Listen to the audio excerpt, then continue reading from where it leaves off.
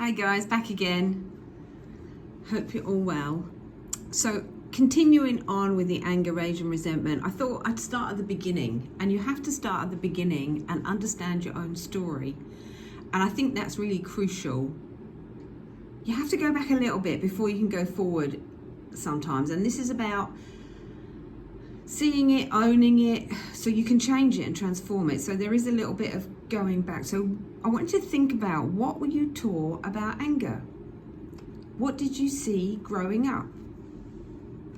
Now I've got my thing here on my computer so I can just engage with it a little bit, because I think we need to talk. So this is going to be a few episodes. We're going to go slow and we're going to nut it out, because I think this is really important. So what were you role modelled? What did you see? Did you see people being angry? Did you see people being aggressive? Did you see no anger? I know some people that were brought up and their parents almost seemed completely emotionless. Because the role modelling is how we learn what it is to be a woman or what it is to be a man. And so what you see, monkey see, monkey do, you've been templated by those very early role models. We call them the godlike figures in our life, and whatever we saw is what we deem to be the way to be. That's how we get that's how we develop, that's how we grow, that's how we learn so what you see is extremely important. The first 7-10 years of your life is deeply profound. That's why everything you're being conditioned, programmed, groomed, all of it. So those informative years. So write down, what did I get taught? What did I see? What was the unspoken thing that was said about anger? It's almost like we don't need to be told, don't be angry. We just know we're not allowed to be angry on some level. Children are highly intelligent little beings. They pick up on what is and what is not deemed acceptable to the godlike figures, because it's within our own survival stance to actually figure out what these godlike figures need us to be so we can survive. So we're definitely in that survival stance. I need to survive this, I need to get my needs met, and not consciously, we're not thinking that, but as a child we're just in that primal sort of stance of survival, and I will be act in a way that's going to get me what I need, which is to feel safe, to feel secure, to feel loved, to feel accepted, to be approved of. We're very vulnerable as kids, aren't we? And so if you got really negative role modelling, or no role modelling in terms of anger, no one did anger, everyone was lovely, and no one ever raised their voice, no one ever spoke about, oh, I'm angry because, or no one expressed it in any shape or form. You just saw, people that were just walking around like floating on clouds, I don't know. Or you saw people who were dangerous, aggressive, violent, angry all the time, could be calm one minute and really angry the next. And so living in that environment would have left you feeling and thinking certain things, and it would have gone through your sort of system and developed, created the way you feel, shape and think about life. So for example, if you saw your dad act certain ways to your mum, or your mum act certain ways to your dad, you would have grown up thinking that's very normal. I remember one of the huge things happening in the UK about the West family, who basically groomed their children to believe that it was okay, that every parent did this, but they never talked about it, to have sex with their children. And so they grew up thinking that it was normal. They knew it didn't feel right, because that instinctual self goes, oh, it feels weird, because it wasn't right, but they were told and conditioned, oh no, this is part of your what we teach you growing up, and so devastating. I mean, and children, we're very vulnerable. We just kind of believe, or if you sit around the table and your parents go, oh, we don't do things like that, or we don't go to church, or we don't do that kind of thing, what is the messaging? So every day, every minute of every day, you are looking at these role models, the godlike figures in your life, and they're telling you who you should and shouldn't be. Now, maybe your parents, and a lot of parents were, I think, sort of disconnected from their own emotional selves. There wasn't a lot of empathy.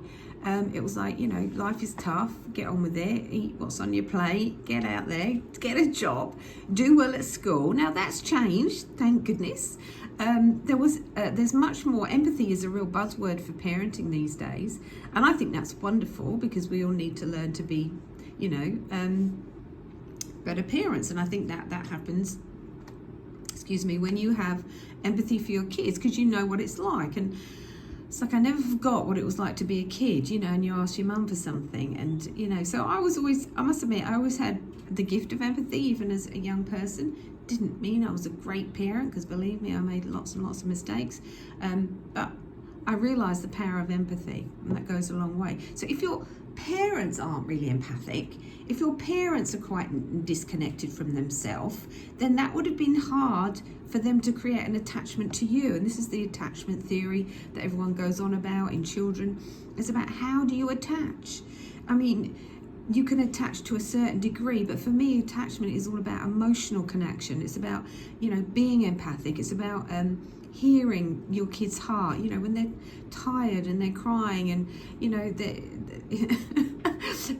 back in the day, if you were crying, what are you crying for? I'll give you something to cry about. It was much tougher. It was much less emotional attachment happening. And I think that can create a lot of issues developing, growing.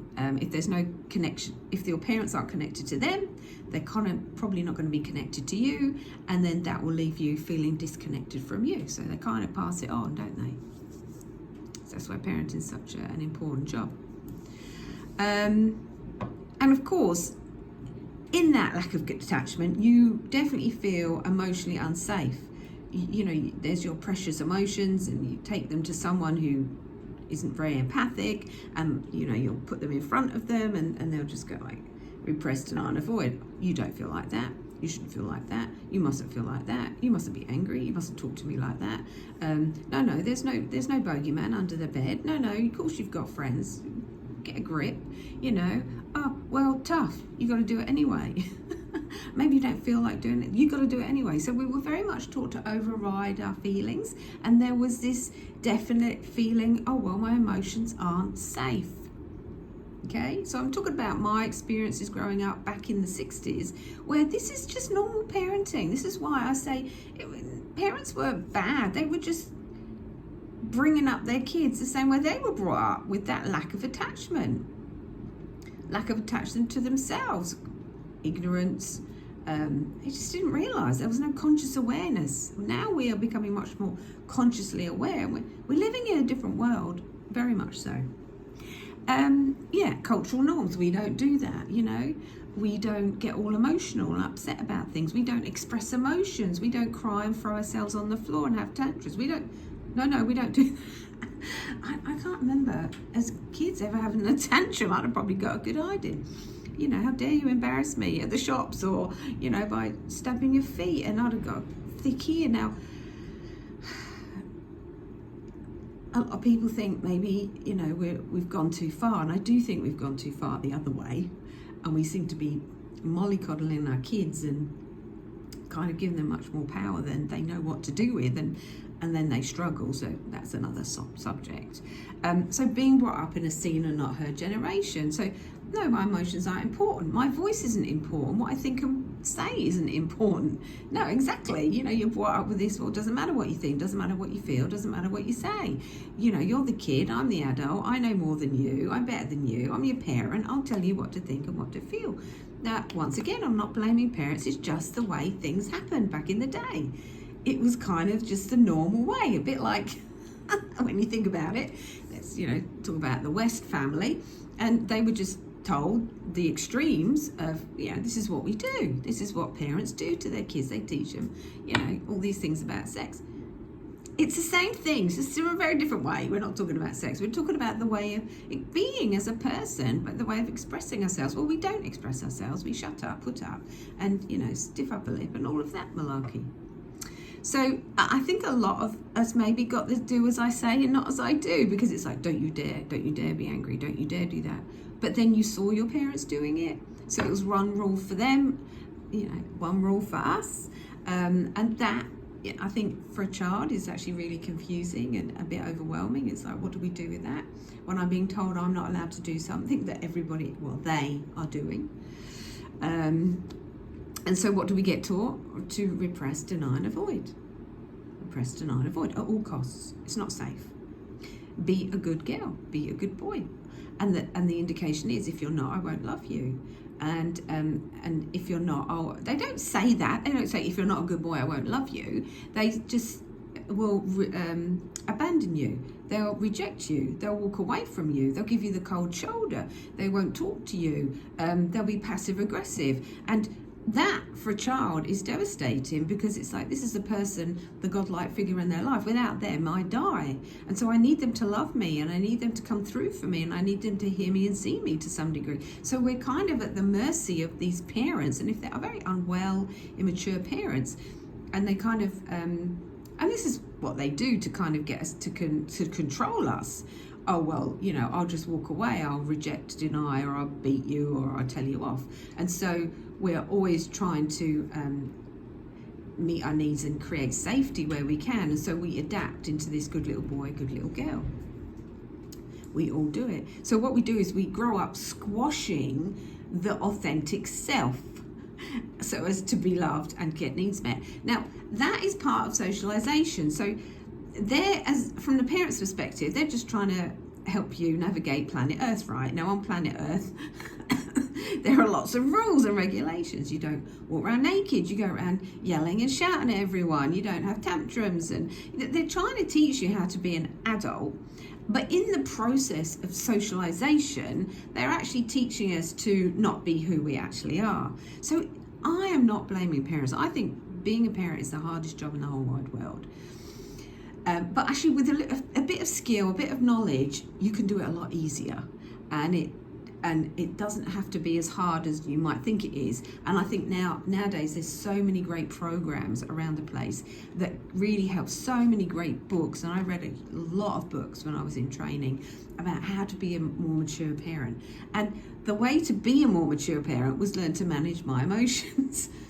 Because if I learned to manage my emotions, then they weren't running the show, and I wasn't reacting, I was responding, and then I could be a lot wiser. So it's all about us at the end of the day. I think what happens when you squash the authentic self, you get a lot of personality defects. For mine, it was repression of that anger, and of course I kept repressing it because I wasn't allowed to be angry. I wasn't allowed to express it or even, demonstrate it at all. And so it kind of thwarted me in terms of that I'd do this and then it would shoot out sideways, kind of in an out of control way, which then made me look bad, which then got me more told off. So it was a bit of a vicious cycle, or more into trouble. So, personality defects.